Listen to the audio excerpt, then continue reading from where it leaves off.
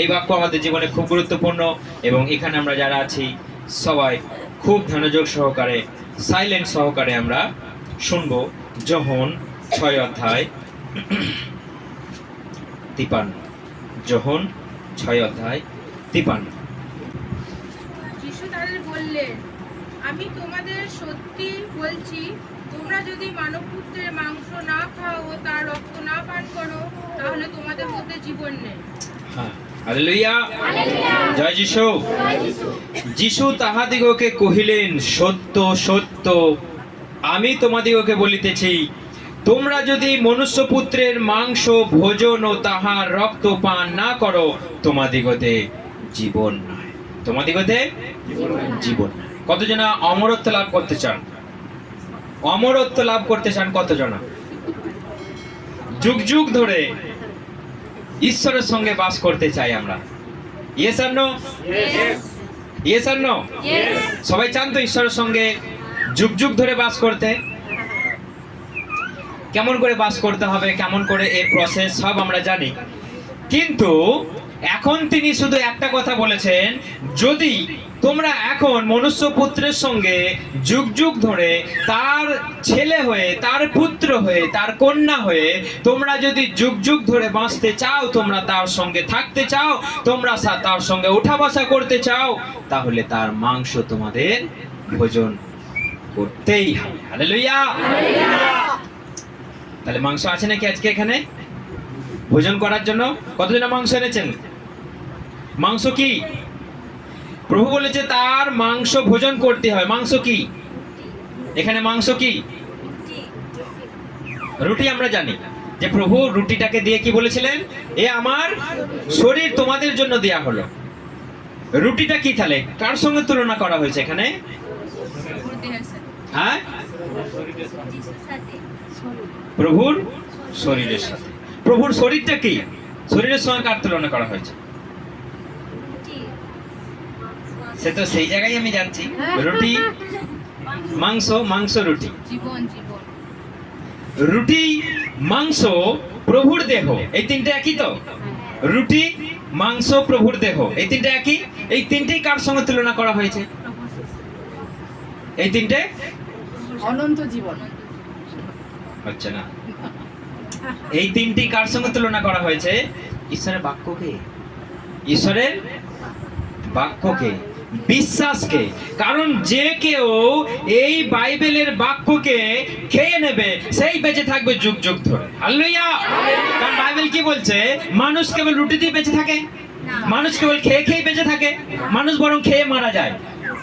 কিন্তু মানুষ কেবল রুটিতে বেঁচে থাকে না, কিন্তু ঈশ্বরের বাক্যতেই সে যুগ যুগ ধরে ঈশ্বরের সঙ্গে বেঁচে থাকে।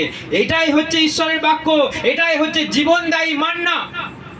তার আগে যদি আমরা দেখি, সেই মান্না খেয়ে মরু প্রান্তরে সবাই মারা গিয়েছিল। আমাদের পূর্বপুরুষরা কোথায় মারা গিয়েছিল?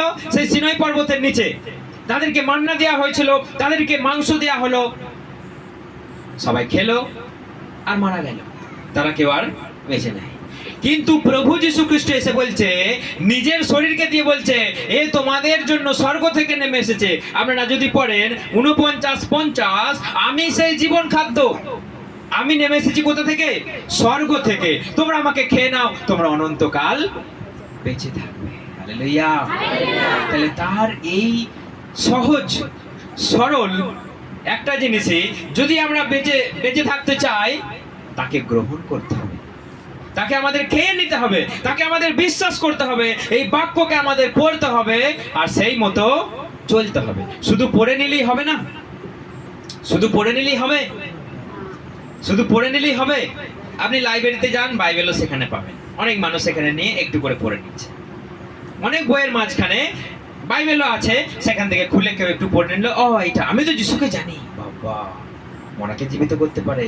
অনেক মানুষ জানে, বাবা যীশু খ্রিস্ট মরাকে জীবিত করেছে, যীশু খ্রিস্ট 5,000 লোককে খাইয়েছে, যীশু খ্রিস্ট সমুদ্রের ঝড়কে থামিয়েছে, আমি যীশু খ্রিস্টকে বিশ্বাস করি। তাহলে সেই বিশ্বাসের কি দাম? কোনো দাম আছে? যে কেউ এই বাক্য পড়বে আর সেই মতো চলবে, তাতেই আছে জীবন। তা না হলে জীবন নেই। কারণ সবাই শোনে, সবাই জানে যিশুর নাম। কতজনে জানে না যিশুর নাম?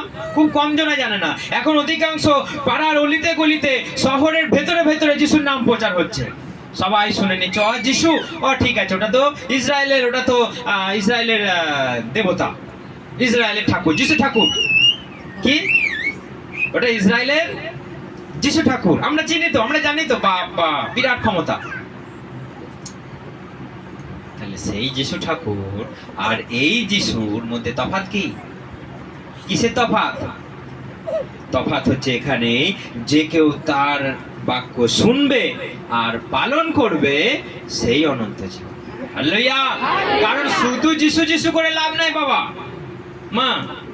মা বাবা, শুধু যিশু যিশু করে লাভ নাই। তার থেকে তুমি করো আর না করো, সেই করার সেই না করার মতনই, কোনো ওতে লাভ নাই। তাতে তোমাকে করতে হবে না ভাই, তাতে তোমাকে আসতে হবে না ভাই। শুধু যিশু যিশু করে লাভ নেই। তোমাকে যিশুর কথা শুনতে হবে আর পালন করতে হবে। পালন কি? আমাদেরকে বিরাট পালন, প্রতিদিন এটা মেনে চলো, এটা খাও না, ওটা খাও না, ওখানে চান করো না, ওখানে চান করতে হয়, এটা পড়তে নাই, আজকে এইবার, আজকে সেইবার, সেসব কিছু আছে? এসব কিছু প্রভু বলেন, তোমরা কেবল ঈশ্বরের আদেশ পালন করো। আদেশ কি? তোমরা চুরি করো না, নরহত্যা করো না, ব্যভিচার করো না, মিথ্যা কথা বলো না, বাবা মাকে ভালোবাসো, আর তোমরা রবিবার দিন, তোমরা বিশ্রাম দিন পালন করো। এটাই তোমাদের জন্য পালনই, আর কিচ্ছু নয়। এইটা পালন করতেই আমরা রাজ্যের মনে করছি, ও বাবা ওটা বিশাল পালনই, এটা খ্রিস্টান, এটা খ্রিস্টান, ওইটা বাবা সহজ, ওটা বাংলা, ওখানে তুমি সব করতে পাবে, তুমি সব করো, ওখানেই যাই বাবা। এটা খ্রিস্টান, এটা পাকা খ্রিস্টান। এখানে গেলে এই করতে হয়, এটা করতে নাই, সেটা করতে নাই, রাজ্যের নিয়ম বলে থাকে। কিন্তু যীশু খ্রিস্ট বলছে, তোমরা আমার কাছে এসো, কারণ আমি তোমাদের যেই ভার, যেই জোয়াল, জোয়াল জানেন সবাই? জোয়াল জানেন তো? জোয়াল গরুর কাঁধে লাগিয়ে দেওয়া হয়, কি বলে ওটাকে? জোয়াল, জোয়াল বলে তো। প্রভু বলছে আমার জোয়াল অত ভারী নয়, কারণ তোমাদের উপরে যে জোয়াল এতদিন চাপানো ছিল, আজকে এইবার, আজকে এই খেতে নাই, আজকে নিরামিষ, আজকে আমিষ, আজকে চন্দ্রগ্রহণ, আজকে সূর্যগ্রহণ, তোমাদের উপরে তো জোয়াল আছে। তোমরা বইতে বইতে কেউ ডিং ডিঙে হয়ে যাচ্ছে, কেউ নিত্য সেবা করতে করতে ডিং ডিঙে হয়ে যাচ্ছে, কেউ খাওয়াচ্ছে, পড়াচ্ছে, চান করাচ্ছে, পায়খানা করাচ্ছে, বাথরুম করাচ্ছে, দিয়ে সে ডিং ডিঙে হয়ে যাচ্ছে। তোমাদের উপরে তো জোয়াল চাপানো আছে, জোয়াল। সেই জোয়াল এত ভারী, তোমরা বইতে পারছো না। কিন্তু প্রভু বলছে আমার জোয়াল অত ভারী নয়, আমি তোমাদেরকে হালকা করে দিয়েছি, সব কেটে ছেটে। আপনি যদি পুরাতন নিয়ম পড়েন, জর্জরিত মানুষ ছিল, মানুষ জর্জরিত ছিল। বাচ্চা হলে নিয়ম, মরলে নিয়ম, মেয়ে ছেলেদের স্ত্রী ধর্ম হলে নানা নিয়ম, 10 দিন 15 দিন নানা নিয়ম, বিয়ে করলে নিয়ম, মরলে নিয়ম, বাচ্চা হলে নিয়ম, ভুজনো হলে নিয়ম। ওরে বাবরে, নিয়ম নিয়ম নিয়ম নিয়ম নিয়ম নিয়ম। প্রভু বলছে আমি সব তোমাদের তুলে নিলাম। হালেলুয়া! তাহলে এই জোয়ালটা আমি তোমাদেরকে কাছ থেকে তুলে নিয়ে হালকা করে দিলাম, তাও তোমরা বলছো বাপরে পালনে আমি পারবো না। তাহলে তুমি কোথায় যাবে? গাবাই যাবে। তুমি কোথায় যাবে? তুমি হ্যাঁ, সেটা কোথায়? হ্যাঁ, দেখেন না যে ছেলে ছেলে পোতাটাকে কি বলে? গাভা বলে তো। ওই গাভাতে পুঁতে দিয়েছিল, আপনাকেও ওই গাভাতেই যাবে। সেটা কোথায়? আমাদের গাভা বলতে কি সেটা? যাবেন সেখানে? চলুন নাচতে নাচতে, ড্যাং ড্যাং ড্যাং ড্যাং করতে করতে। ইচ্ছা নেই না? আপনি ডিজে বাজাবো, এমনি এমনি নিয়ে যাবো না। সামনে ভালো ভালো হিন্দি গান থাকবে, ডিজে থাকবে, এবং তার সঙ্গে মাংস ভাত থাকবে। যাবেন সবাই? কিন্তু যেখানে উপোস, যেখানে কোনো আনন্দ নাই, যেখানে আনন্দ নাই বলছে, আমরা কম আনন্দ করি না, আমরাও আনন্দ করি, কিন্তু এখানে আছে চিরশান্তি, চির অনন্তকালীন জীবন, এবং ঈশ্বর আপনার সঙ্গে সঙ্গে থাকবে। সেই জীবনটাকে আপনি বলছেন এটা ভালো নয়। এই কয়েকদিনের জীবনটাকে আপনি এত পছন্দ করছেন, এত ভালোবাসছেন, এত আপনি তার পিছনে ছুটে চলেছেন, যেটা ধারণার বাইরে।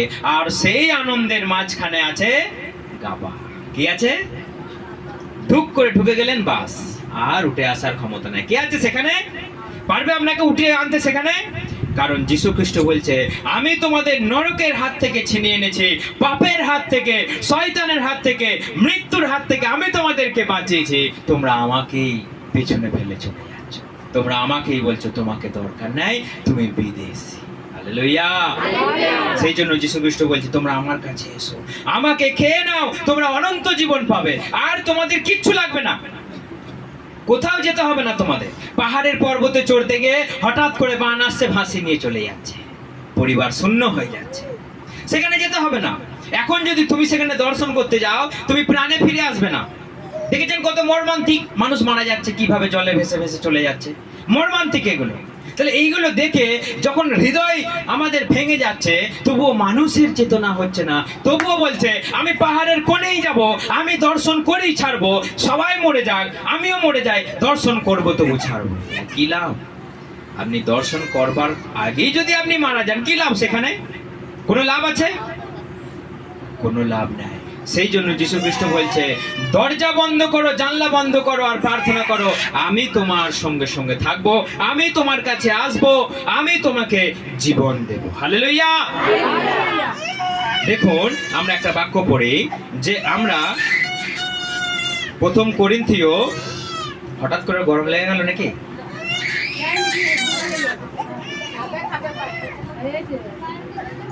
প্রথম করিন্থীয় 11 অধ্যায় আমরা পড়ি। প্রভু যীশু খ্রিস্ট আমাদের জন্য কি করলেন দেখুন, তবু আমরা তার দিকে ধ্যান দিই না।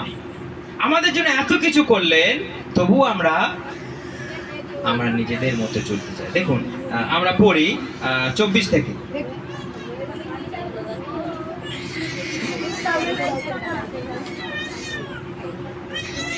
সেই রাতে তিনি রুটি নিয়ে ঈশ্বরকে ধন্যবাদ দিয়েছিলেন এবং তার টুকরো টুকরো করে বলেছিলেন, এটা আমার দেহ, যা তোমাদেরই জন্য দেয়া হবে, আমাকে মনে করবার জন্য এই রকম করো। খাওয়া হলে পরে সেইভাবে তিনি পেয়ালা নিয়ে বলেছিলেন, এ আমার রক্তের দ্বারা ঈশ্বরের যে নতুন ব্যবস্থা বহাল করা হবে, সেই ব্যবস্থার চিহ্ন হলো এই পেয়ালা।